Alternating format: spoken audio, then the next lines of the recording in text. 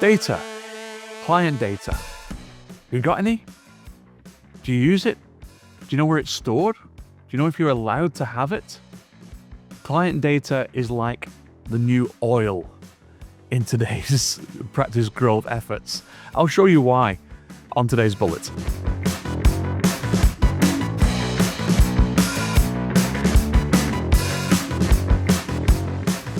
For a technically exact profession like accounting, you would think that firms would be all over client data, that they collect it meticulously, analyze it, come up with 20 different reports that can be pulled from it and so on. But I find that's not generally the case. I don't find accounting firms that have tremendous stores of client intel.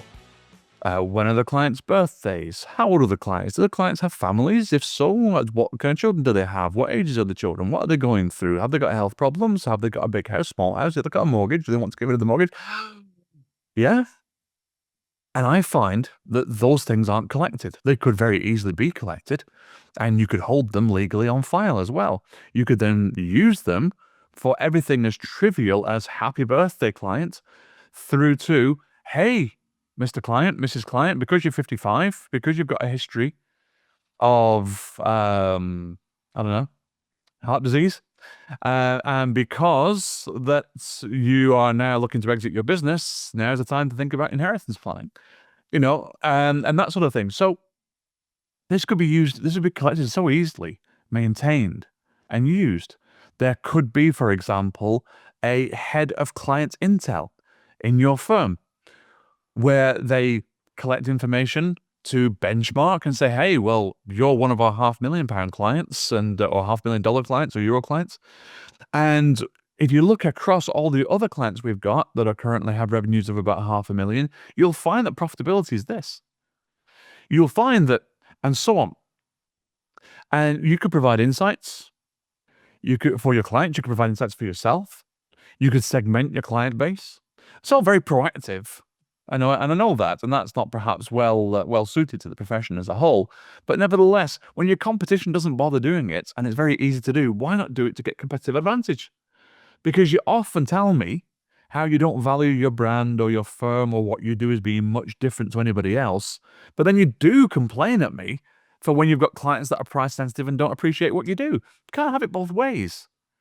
So how about you take a little bit of time and a little bit of effort at very little cost to differentiate yourselves by knowing your clients inside out. Now, there are many different ways in which you could do this. You will need a simple CRM system. No doubt you'll go straight for a spreadsheet, but okay, if you must, but I wouldn't run the practice on a spreadsheet. So I would look for a simple CRM system. I don't have particularly one that I want to recommend to you. So take your pick. But the insights that you can collect from your clients, whether you are simply asking them these questions at the onboarding stage, whether you are asking questions at the year-end review meeting stage, or whether you're taking it very seriously and you're actually acquiring software that benchmarks from your region or your county or whatever it may be, there's so many opportunities. I just don't know if you're ambitious enough to want the opportunities. But if you are, there are many awaiting you. And the collecting of seemingly unconnected client data really gives you competitive advantage and makes your clients feel special, which is the name of the game if we want to improve retention or if we want to cross-sell or upsell to our clients. So how exactly can you go about building intel on the clients? Well, I'll tell you that one after a word from our sponsors. Do you need more time, money, confidence, or a better team? We know your struggles. Many accountants work tirelessly for their clients and still end up with a loss-making business. It's time for a change. ProNation works with accounting firms worldwide, and we have the expertise to help you step by step to get the firm you desire. Transform your practice today with ProNation. Implement effective growth systems, increase earnings, and build confidence to attract better clients, and develop a strong and experienced team. Make the change today and join the nation. If you're an accountant in North America, did you know that 4ID Business Guidance System monitors, predicts and recommends course corrections for your business. It's designed to empower business leaders and advisors by combining the codified wisdom of successful entrepreneurs with artificial intelligence. So the software learns from thousands of companies' data, and they provide affordable, actionable guidance that can be implemented in your business in not days, not weeks, not months, hours. Change the odds, get further faster, use 4Impact Data for your clients in your firm. Find them at 4, that's the number 4, 4impactdata.com. That's 4impactdata.com. Thank you so much to those of you who support this show and watch and listen to us on various platforms, and to our sponsors for making it possible to produce in the first place. We are always grateful, and I always send you across to the Martin Recommends page, which you'll find in the show notes here on the show, and probably on screen by the time we finish producing this as well. And go there to find out all of the organizations that I work with and the offers that they provide to you guys via this show as a thank you for being a listener and subscriber. Now, back to client data. Here's what I want you to do. I want you to consider whether or not you should have a data department. The data department might be staffed by only one person, and they would be responsible for running a CRM system, a customer relationship management system, or a client relationship management system. And that would have everyone who's ever inquired about the firm and never ended up working with you, everybody who currently works with you, everybody who used to work with you in case you ever want them back, and you would have an entire view of just how many opportunities, past, present, and future, exist within the firm, just how big you could grow. Then you might go a stage further, and you might collect information on basic demographics. Where are they based? What industries are they in? What are the ages of the owners? How many people are there in their organization? What's the revenues? That sort of thing. You could then decide to go further and go into specific details, such as what are they trying to achieve? What services would they benefit from us? What are their ages? What are their ambitions? That kind of thing. And slowly by surely, you just build it out. Slowly but surely, build it out. Because guess what your competitors aren't doing? This. They're not collecting the data. They're probably not even listening to the show. They're not collecting the data, so they're not looking for ways to grow organically without huge spend. By the way, this doesn't have to be a new person that you hire for your head of Intel. You could repurpose somebody who's not working out in tax for you right now, for example. You could increase the role of somebody who's showing promise in the practice right now to give them something interesting to do to build an entire picture.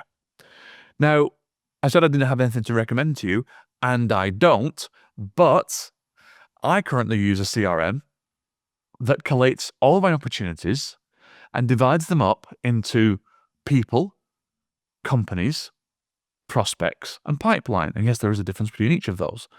But it shows me that this morning, for example, when I looked at it, I'm currently in active conversations with maybe 22, 23 different organizations at this moment in time. But my total pool of people I could be talking to is tens of thousands. Genuinely. People who have opted in, subscribed, bought something from me in the past, bought something from me currently, today, yesterday, recently. And all of that is opportunity. All of that is indication, what they're interested in, how I can best serve them. What have I got in what I've produced in my intellectual property and the things I've got to sell? What have I got that I could offer to them? These are easy steps for you to take should you want them. So let's break it down to the absolute bullets. 1, consider the possibility of expanding someone's role in the practice or repurposing someone in the practice to being a head of Intel. Give them a CRM system to use. Ask them to start building legally correct data that you can hold, and ask them to start then using research tools such as web searches and ChatGPT to expand their knowledge on certain things we want to know. What sector is this client in? How many others are there, in that sector, and so on. Then, beyond that, ask them to populate. Maybe they're actually speaking to the client as a little customer service angle, as we talked about in a previous episode. Maybe they're making that little call to your client to say, "Hi, how you doing? Courtesy call to make sure everything's okay. While you're here, can I ask..." And get information from them, from Companies House in the UK or Hoover's in the US. You can get their information on their date of birth, for example. And you can build an entire picture of your clients. Maybe you start with the grade A's and the grade B's only, so that you don't waste your time on clients where there isn't a huge amount of opportunity to expand your scope in them. But if you started with grade A's and grade B's, imagine what you can do with that. Imagine the picture you can build of just what this client is, just what this client needs, third parties you can refer them to if you want to and pick up a fee from that without doing any work. Opportunities for you to develop that financial services company part of your firm that you always wanted to get moving. Yeah, you get the idea? You're catching the vision of this? A data person in the firm will pay for themselves very, very quickly if they're used effectively, especially if all they're doing is expanding their role on something they're already doing for the firm. And it can be done without a huge amount of tech, a huge amount of infrastructure, a huge amount of time, and a huge amount of money being spent. That's got to be right. That's like a bullet to give you a little advantage, isn't it? And then, once you've done that, then you use it to your advantage. Because, as I say, your competitors don't have it.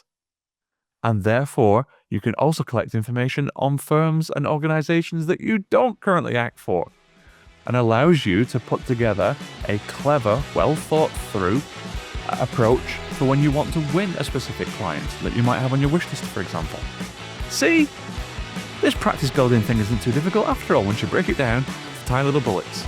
I'll have more for you on the next episode. Bye for now.